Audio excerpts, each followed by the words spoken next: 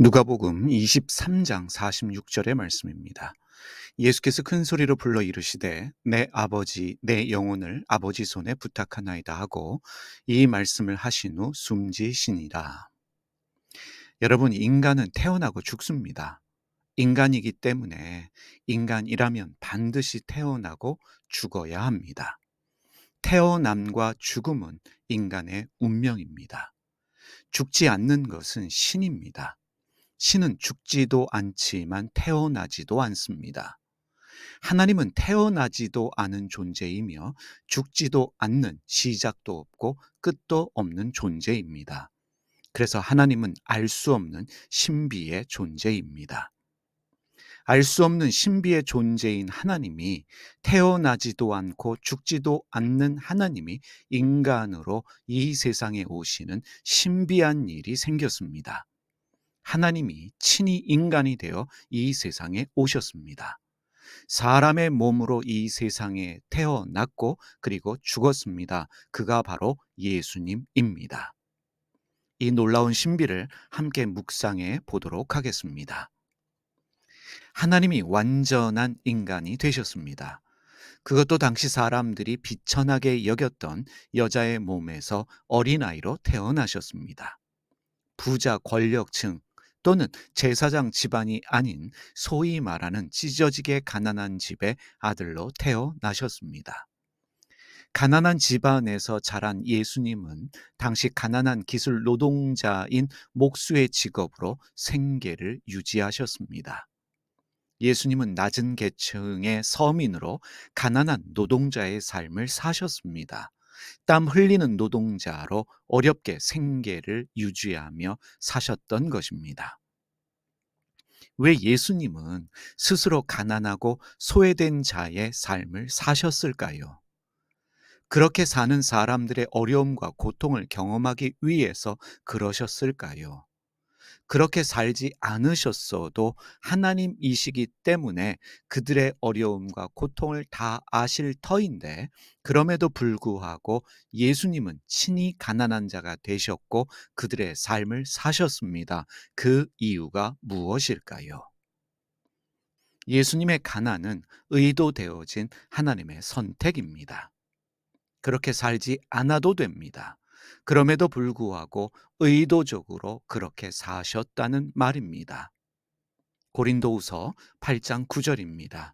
여러분은 우리 주 예수 그리스도의 은혜를 알고 있습니다. 그리스도께서는 부요하나 여러분을 위해서 가난하게 되셨습니다. 그것은 그의 가난으로 여러분을 부요하게 하시려는 것입니다.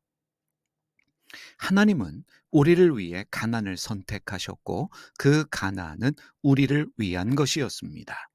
다시 말해 우리를 부요하게 하시려는 선택이었습니다. 하나님께서 우리에게 주시려는 부요함은 무엇일까요? 절대적으로 물질적인 것은 아닙니다. 하나님은 높은 곳에서 낮은 곳으로 내려오셨습니다. 신이 인간이 되셨습니다. 부가 아닌 가난을 선택하셨습니다. 여기서 또 이런 질문해 보겠습니다. 왜 예수님은 가난한 노동자로 이 세상에 오셨을까 하는 질문입니다. 왕족과 같은 권력층은 그들의 특성상 그들과 같은 부류의 사람들하고만 어울리게 되어 있습니다. 제사장과 같은 종교 지도자들은 그들의 직업상 죄인들을 멀리하고 같은 종교의 사람들하고만 어울리게 됩니다.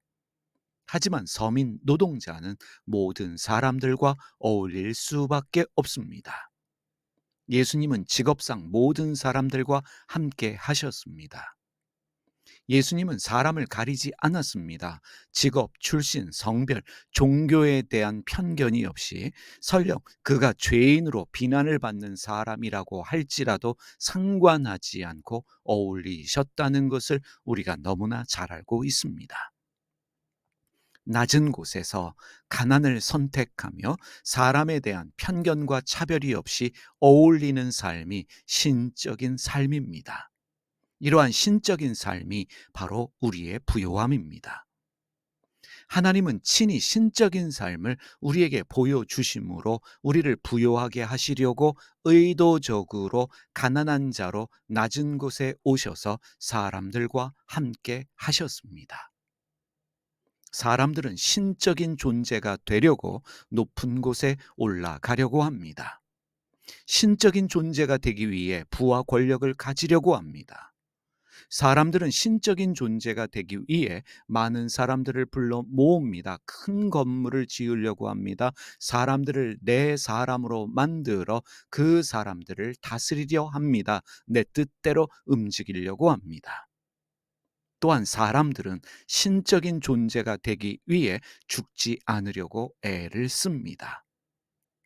사실 죽지 않으려고 신을 믿는 사람들, 그래서 종교를 가지는 사람들도 있습니다. 그런데 여러분, 예수님도 죽었습니다. 그것도 가장 고통스러운 십자가에서 죽임을 당했습니다. 예수님의 죽음은 하나님의 죽음입니다. 신이 죽었습니다. 예수님의 죽음이 우리에게 말하는 것이 무엇입니까? 우리도 반드시 죽어야 합니다. 우리도 반드시 죽을 때가 온다는 사실입니다. 우리는 영적으로 날마다 죽어야 합니다. 그리고 육적으로도 반드시 언젠가는 죽어야 한다는 사실을 잊지 말아야 합니다. 죽음의 순간이 언제 오는지 우리는 알 수 없습니다. 그날을 알 수 없지만 그날까지, 죽음의 그날까지 예수님을 본받는 삶, 신적인 삶을 추구하며 살아야 합니다. 죽음이 무엇입니까? 예수님은 아버지 내 영혼을 아버지 손에 부탁하나이다 말씀하시고 숨을 거두셨습니다. 예수님의 이 말씀을 통해 우리는 깨닫습니다. 죽음은 나의 영혼을 하나님의 손에 맡겨드리는 그 순간입니다. 우리를 완벽하게 하나님께 맡겨드리는 그 순간이 죽음입니다. 그래서 죽음은 끝이 아닙니다. 이렇게 말할 수 있습니다. 죽음은 신적인 삶의 완성이라고 할 수 있습니다. 우리는 우리의 힘으로 신적인 삶을 완성할 수 없습니다. 아무리 노력해도 애를 써도 예수님 닮을 수 없습니다. 예수님 닮고자 애를 쓰지만, 그러한 삶을 추구하지만 우리는 완벽하게 예수님을 닮을 수 없습니다. 하지만 죽음을 통해서 우리의 영혼이 하나님 손에 드려질 때 하나님의 손이 우리를 완전하게, 완벽하게 예수님 닮은 사람으로 완성하십니다. 그러므로 우리가 예수님의 형제 자매가 되게 하십니다. 예수님 닮은 사람 되게 하십니다. 사랑하는 여러분, 오늘도 신적인 삶이 무엇인지를 예수님의 삶과 죽음을 통해서 묵상하시면서 오늘도 예수님 닮아가는 날 되시기를 바랍니다. 무엇보다도 주님이 우리를 부르시는 그 순간까지 주어진 모든 일에 최선을 다하며 예수님 닮아가는 삶 사시는 여러분과 제가 되기를 소원합니다. 기도하겠습니다. 친히 인간이 되셔서 이 세상에 오신 그 하나님의 신비를 묵상하게 하여 주시옵소서.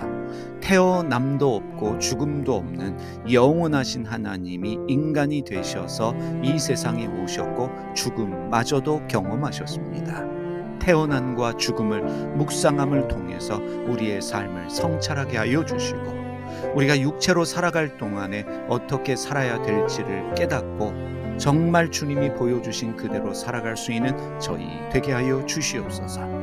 죽음을 두려워하지 않게 하여 주시옵소서. 죽음이 우리의 영혼이 주님 손에 드려지는 그 순간임을 알게 하여 주시고, 우리를 완벽하게 예수님 닮게 하시는 그날을 사모하며 살아갈 수 있는 저희 되게 하여 주시옵소서. 오늘도 예수님 닮아서 낮은 곳에서 사람들을 섬기는 삶을 살아가는 날이 되게 하여 주시옵소서. 예수님의 이름으로 기도드립니다. 아멘. 하늘에 계신 우리 아버지가 어떤 분인지를 저희에게 보여주시옵소서. 세상을 바로잡아 주시고 아버지의 뜻이 하늘에서와 같이 땅에서도 이루어지게 하소서. 오늘 저희에게 일용할 양식을 주시고 저희에게 빚진 사람들의 빚을 탕감하여 준 것 같이 저희 빚을 탕감하여 주시옵소서. 저희를 유혹에 빠지지 않게 하시고 나쁜 일을 당하지 않게 하소서. 아멘.